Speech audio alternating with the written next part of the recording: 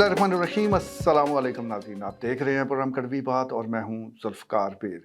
नाज़रीन, हमारा अदालती निज़ाम कभी भी ऐसा नहीं रहा कि जिस पर फ़ख्र किया जा सके या जिसकी मिसाल दी जा सके।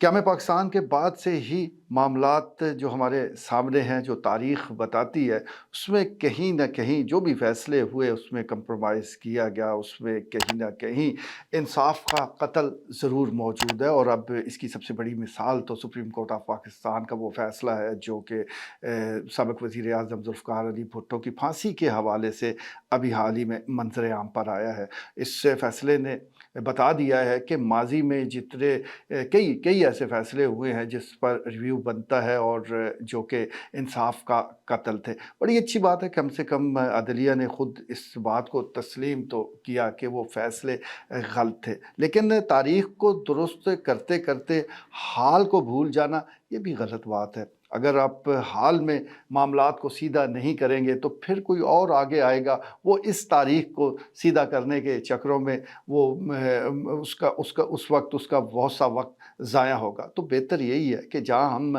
तारीख़ को सीधा कर रहे हैं वहाँ मामलात को ठीक करने की कोशिश कर रहे हैं, तो बेहतर यही है कि हाल को भी मद्देनज़र रखा जाए। हाल की बात मैं इसलिए कर रहा हूँ कि कभी भी आपका अगर जाना हुआ है मातहत अदलिया में, डिस्ट्रिक्ट कोर्ट्स में, अगर आपका कोई खुदा न ख़ास्ता केस मौजूद है तो आप पर यह चीज़ वाज़ह हो जाएगी कि इंसाफ़ का हसूल जो है वो मुश्किल ही नहीं, तकरीबन नामुमकिन हो चुका है।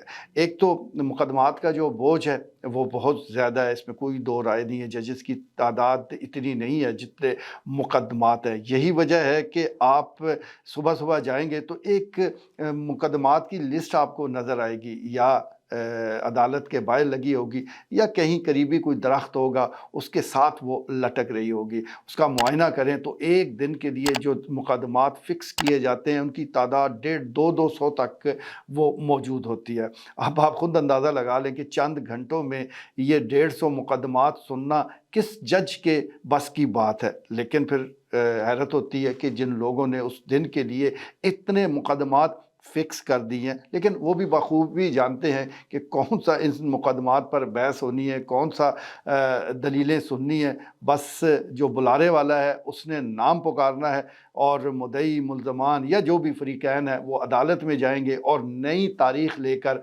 बाहर आ जाएंगे। अब इसमें तो इतना टाइम नहीं लगता, यही वजह है कि लोग भी मुतमईन रहते हैं और अमला भी जो है उसको भी कोई ज़्यादा काम करने की ज़रूरत पेश नहीं आती। लेकिन जो मुकदमात है, जो इंसाफ़ है, वो इसी तरह लटकता रहता है। खैर, मतहत अदलिया के हवाले से तो हम कुछ आदी हो चुके हैं। हर एक को पता है कि अगर अदालत में मुकदमा चला गया है तो फिर किस्मत के साथ ही इंसाफ मिलेगा। और जब आप किसी चीज़ से मायूस होते हैं तो उसका सबसे अच्छा और प्लस पॉइंट ये होता है कि आपके अंदर इत्मीनान भी आ जाता है, आप पुरसुकून हो जाते हैं, आपको पता होता है कि अब होने वाला कुछ नहीं है।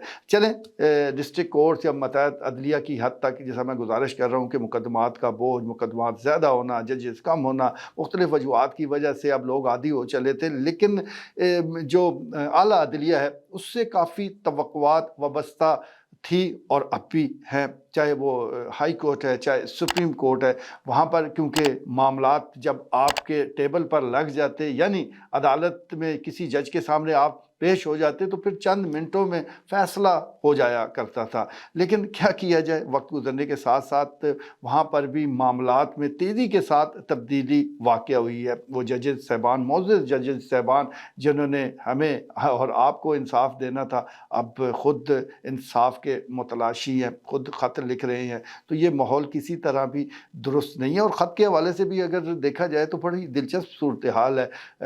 होना तो ये चाहिए था कि जिन अफराद का जो वाक़यात मोअज़्ज़ज़ जजेस साहबान ने अपने ख़त में लिखे हैं, जिस तरफ निशानदेही की है, उस तरफ तहकीकात का रुख होता, उल्टा एक और मशकूक पाउडर वाले वो ख़त मैदान में आ गए। और वो भी बड़ा अजीब ही वाक़या है। वो भी ख़त जो है वो मंज़र आम पर आए, उसकी ख़बरें आई। तो अब सूरत हाल ये है कि जो जजेस साहबान ने निशानदेही की थी मशकूक अफराद की, उनको छोड़कर ख़त लिखने वाले मशकूक अफराद जो है उनको टारगेट कर लिया गया है। यानी असल मामला अब कहीं पीछे रह गया है और जो उससे जुड़ा दूसरा मामला है वो अब उसको फोकस कर लिया गया है, उस पर ज़्यादा बात हो रही है। बहरहाल یہ صورتحال ہمارے سامنے موجود ہے اور اس کی وجہ سے ہمیں بین الاقوامی جو برادری ہے وہاں پر بھی شرمندگی کا سامنا کرنا پڑتا ہے جب بھی ایک ریٹنگ کی بات آتی ہے، اور جب ہم اپنا نمبر دیکھتے ہیں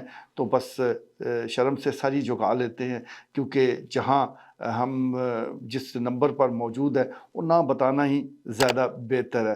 لیکن وہ کہتے ہیں کہ امید کا دامن ہاتھ سے نہیں جانا چاہیے، ہمیں امید رکھنی چاہیے کہ ریشمہ بھی پکڑی جائے گی، گلشاد بھی وہ انصاف کے کٹہرے میں آئے گی، محب کو بھی ہاتھ ڈالا جائے گا۔ یہ لوگ کسی نہ کسی دن تو ضرور انصاف کے کٹہرے میں پیش ہوں گے، لیکن اس سے بھی بڑی بات یہ ہے کہ جو عام آدمی ہیں، عام پاکستانی ہیں، آپ ہیں، میں ہیں، ان کو انصاف دینے کے لیے جو اصلاحات کا عمل ہے وہ بہت ضروری ہے۔ سیاسی جماعتوں میں اس وقت جو اختلافات موجود ہے، اور خاص طور پر تحریک انصاف اور دیگر سیاسی جماعتوں کے درمیان، شاید وہ ماضی میں اتنا نہیں تھا، لیکن کم سے کم ایک نقطے پر تو اکٹھا ہوا جا سکتا ہے، اور وہ عدالتی اصلاحات ہیں، کیونکہ یہ نہ صرف سیاسی جماعتوں کے ساتھ معاملات جڑے ہیں بلکہ اس کا براہ راست تعلق عوام کے ساتھ بھی ہے۔ آج ہم جو لا اینڈ آرڈر کی صورتحال دیکھتے ہیں، قتل و غارت ہے، دیگر اور معاملات ہیں، بے چینی ہے، اضطراب ہے، تو اس کی بنیادی وجہ یہ بھی ہے کہ انصاف جلدی نہیں ملتا، پھر لوگ اپنے تئیں فیصلے کرنا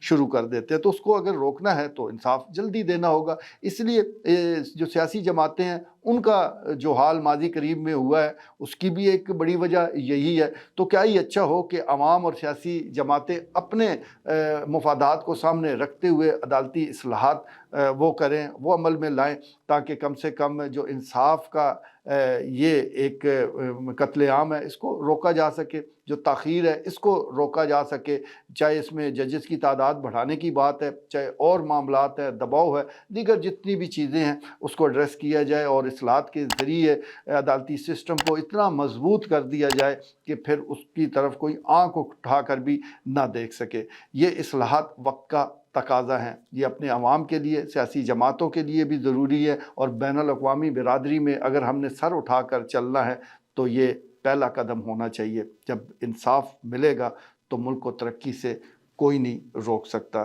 کیونکہ حضرت علی کا قول ہے کہ کفر کا نظام چل سکتا ہے لیکن ناانصافی کا نظام کبھی آگے نہیں بڑھ سکتا۔ بس یہ قول ہی ہمارے لیے مشعل راہ ہونا چاہیے۔ آج کے لیے اتنا ہی، اجازت دیجیے، اللہ نے کے بعد۔